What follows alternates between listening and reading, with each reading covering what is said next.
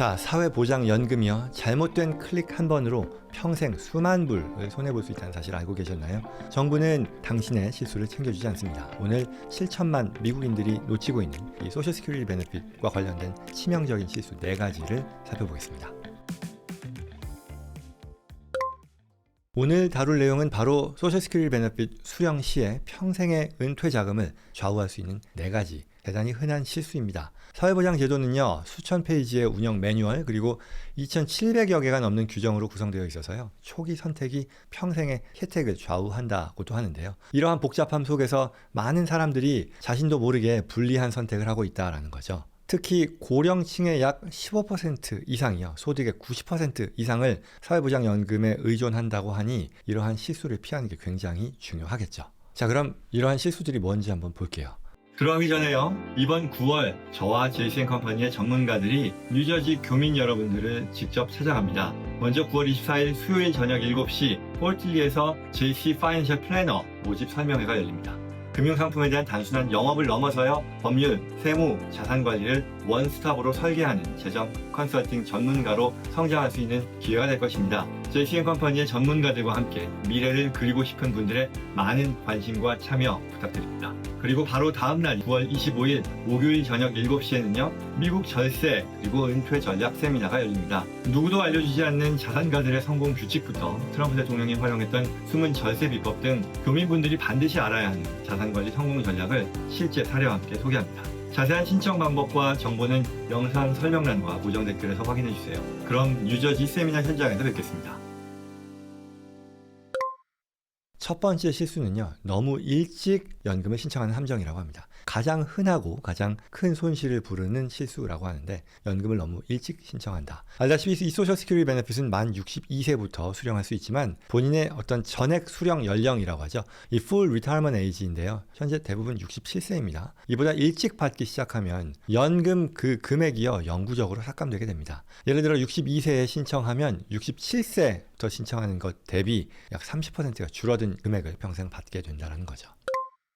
반대로 이 70세까지 수령을 연기하면요, 이 full retirement age 이후에 매년 약 8%의 지연 연금 크레딧까지 붙어서요, 67세에 받을 금액보다도 더 큰 금액을 받게 된다는 거죠. 다만 이러한 금액의 차이는요, 개인별 이 기본 보험금이라고 하죠, 그리고 또 기대 수명 그리고 세금 등에 따라서 크게 달라지기 때문에 개별적인 시뮬레이션을 해야 된다고 합니다. 사회보장국 직원이요, 조기 신청을 권유하는 그런 경우도 사실 종종 있습니다만, 이것은 실제 방금 말씀드린 그런 베네핏에 기반한 게 아니라 과거의 이 기대 수명 통계에 기반한 조언일 수 있다고 하는 거죠. 즉, 과거에는 기대 수명이 낮다 보니 기다렸다가 못 받는 상황보다는 뭐 빨리 받는 게 낫지 않겠느냐, 이런 걸 텐데요. 이제 평균 수명이 많이 늘어났으니까 그런 부분들을 또 감안해야 되겠죠. 건강 상태가 양호하다면 결국 기다리는 것이 거의 대체로 더 유리한 선택이 된다라는 그런 얘기입니다.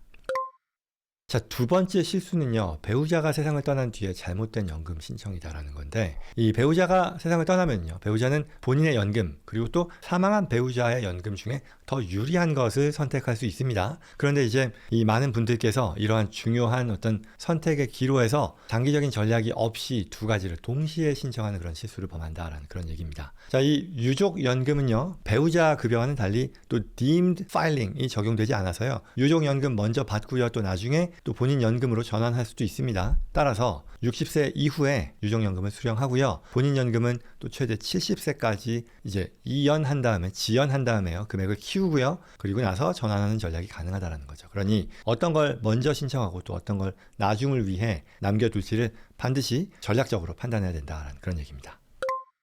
그 다음에 세 번째는요, earnings test라고 하는 게 있는데, 이에 대한 오해입니다. 만기 은퇴 연령 이전에 연금을 받으면서 계속 일을 만약에 하면요, 연간 소득이 일정 금액을 넘잖아요. 그러면 연금의 일부가 삭감되는 이 earnings test라고 하는 게 적용이 됩니다. 2025년 현재 기준으로도요, 연소득이 이 23,400불을 초과하면요, 초과소득 $2당 연금 $1가 보류되고요, 또 full retirement age에 도달하는 해에는 한도 62,160불이라고 하는데요, 이걸 초과하면 이 초과소득도 3불당 1불이 보류된다. 그만큼 손해를 본다는 거죠. 그러니 그런 것들을 잘 챙겨야 된다인데요. 많은 분들이 또 이렇게 삭감된 연금이 영원히 사라진다고 또 오해하고, 그렇기 때문에 돈을 더 벌 수 있음에도 불구하고 또 반대로 근로활동을 중단하는 경우도 있는데요. 또 이것도 잘못된 오해라는 거죠. 삭감된 거, 앞서 말씀드린 그런 사유로 인해서 삭감이 되면 완전히 사라지는 게 아니라 이 만기 은퇴 연령이 되면요, 지나면 다시 계산돼서요, 평생 받을 연금액에 또 더해져서 돌아옵니다. 그렇기 때문에 일시적인 지급 보류라는 거를 꼭 아셔야 되고, 결국은 이게 뭐 큰 틀에서는 전체적인 면에서 봤을 때는 손해는 아니겠죠. 따라서 이 earnings 테스트 때문에 일하는 것을 마다하거나 두려워할 필요는 전혀 없다, 오해다라는 그런 얘기입니다.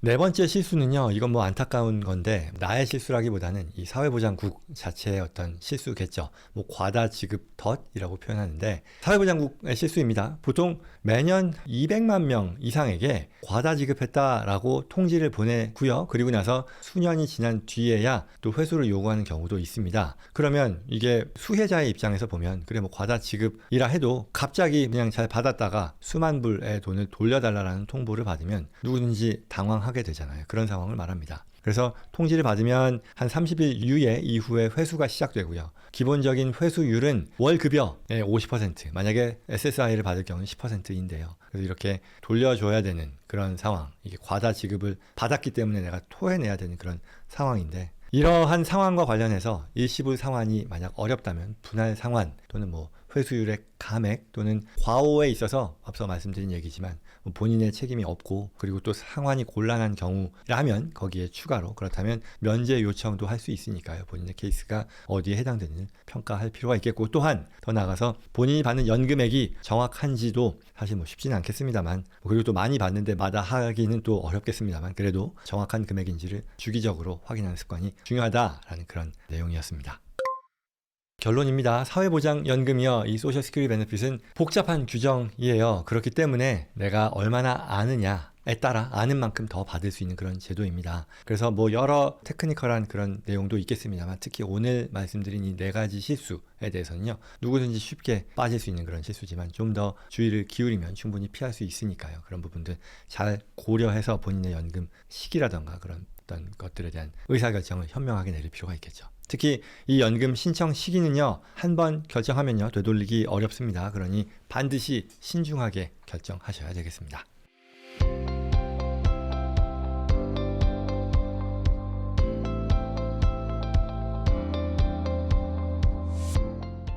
자, 오늘 내용 여기까지입니다. 도움되었길 바라고요. 오늘 주제와 관련해서 도움이 필요하거나 저와 제이슨컴퍼니 전문가들과의 상담을 희망하시는 분들은요, 영상 더보기란 또는 고정 댓글에 있는 연락처로 연락 주시기 바랍니다. 다시 한번 구독과 좋아요로 다음에도 꼭 필요한 정보 놓치지 마시고요. 주변 분들께도요, 이러한 정보가 잘 전달될 수 있도록 도와주시기를 부탁드립니다. 고맙습니다.